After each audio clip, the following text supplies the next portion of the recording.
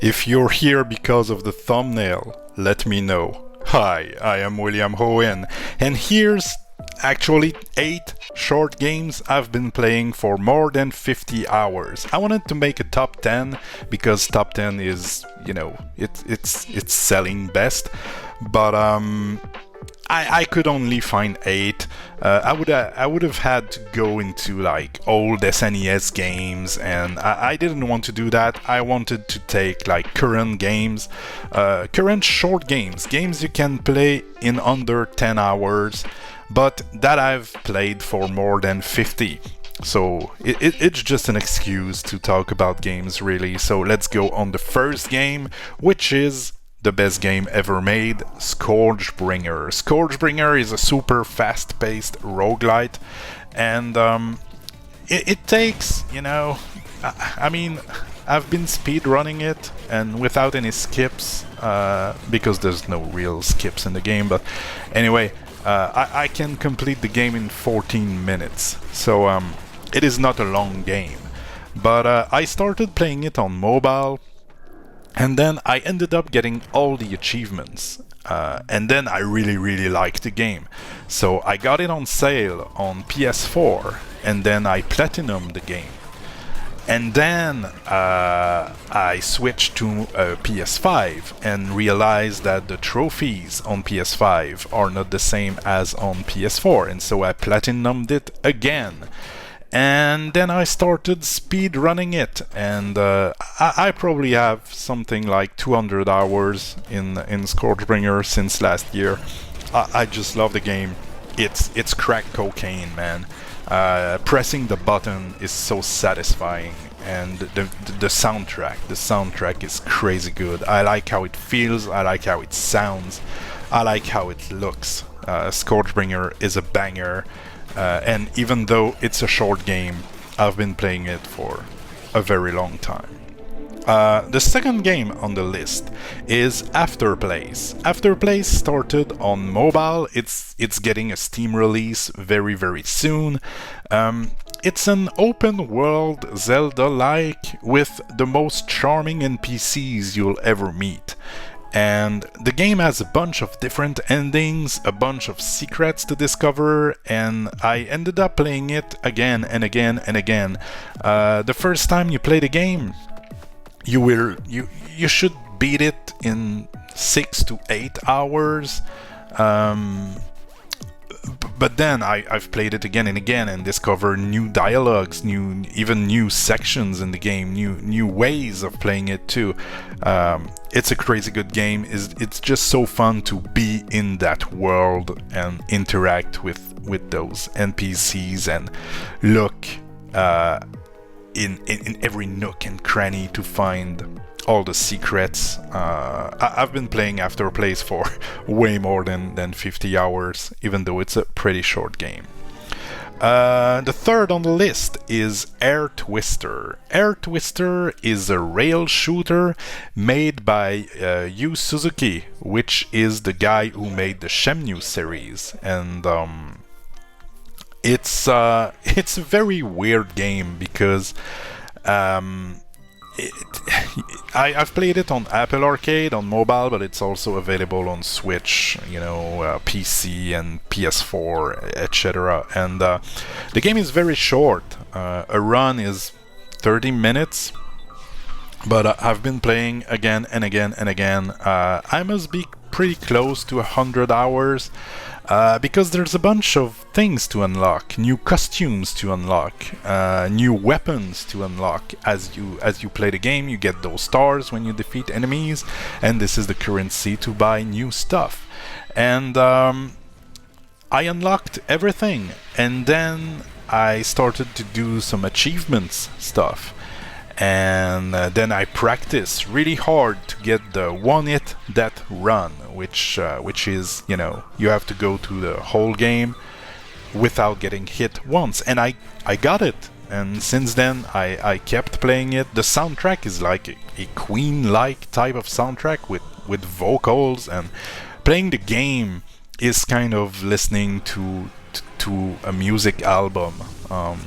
It's just a lot of fun. I love playing it, and I've been playing it for a long time. Fourth game on the list is Stray, the cat game. And the reason I've been playing it so much is because I've played it with my daughter, which is a huge cat lover. She's 7 years old, she loves cats. And at first I was playing the action section, and she was playing like the just exploration, moving around. And then as time went on, she got more and more hands on the controller, and she even got the Can't Catch Me achievement, which is like 2%, 2% of people have it.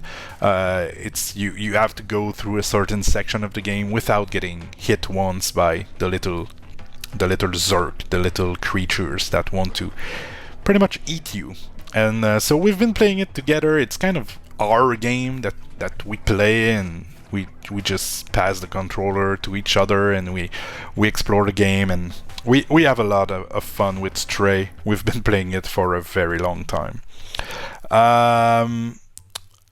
Now, fifth one on the list is Teenage Mutant Ninja Turtle Splintered Fate. It's coming out on Switch this week, I think. Maybe once this video is out, it's gonna be already out on Switch.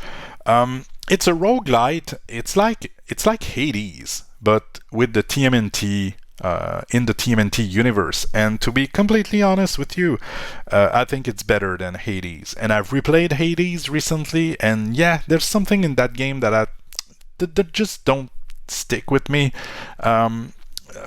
TMNT Splintered Fate is amazing. It's just hard enough. It's all voice acted. The voice acting is really good. The story is faithful to the TMNT lore, and I'm a pretty big TMNT fan. Actually, I kind of had dropped out of the franchise, and playing that game got me back into reading the IDW comic book series, even watched the 2K3 animated show. This game is so good, and there's multiplayer too. I've played it with my son. We had a great time unlocking pretty much all the achievements. There's like 96 of them. The game is challenging, it's good. I love Splintered Fate. The next one is Grimvalor.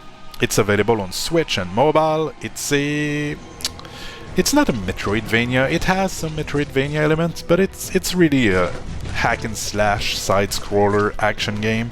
I just love how it feels. I love how it looks. The atmosphere of it. And this is pretty much...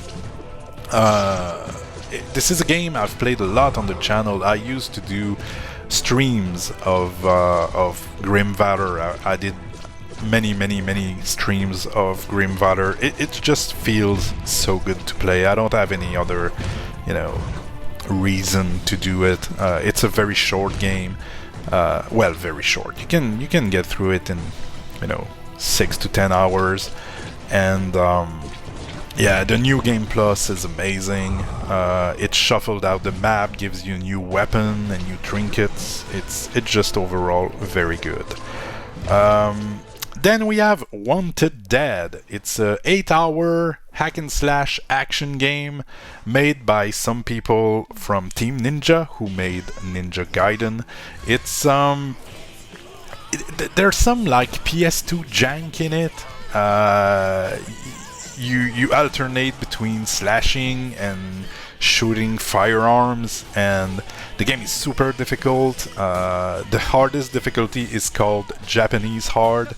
I've beat the game on Japanese Hard quite a few times. It's just so much fun to play. It's you're Hannah Stone, some kind of private police in the future, and you have a bunch of John Wick-like finishers. It's just so good. It just feels so good to play. I love Wanted Dead. One of my favorite game of all time, actually. Yeah, I don't have much else to say about it. The last game on the list is Streets of Rage 4, my favorite beat-em up of all time. I'm playing Cherry Hunter. She's the best. She has a guitar and she's smashing people, and the game is just so good. It takes like 1 hour and a half to complete a run, and yeah, I love the soundtrack. Kind of like in Air Twister, it's playing through the game is kind of like listening to a music album. So Streets of Rage 4. So those were my 8 short games that I've been playing for more than 10 hours. Hope you've enjoyed it. Let me know if you have some short games that you've been playing for a long time. But for now, it's enough. Go do something else. Go play games. Bye bye.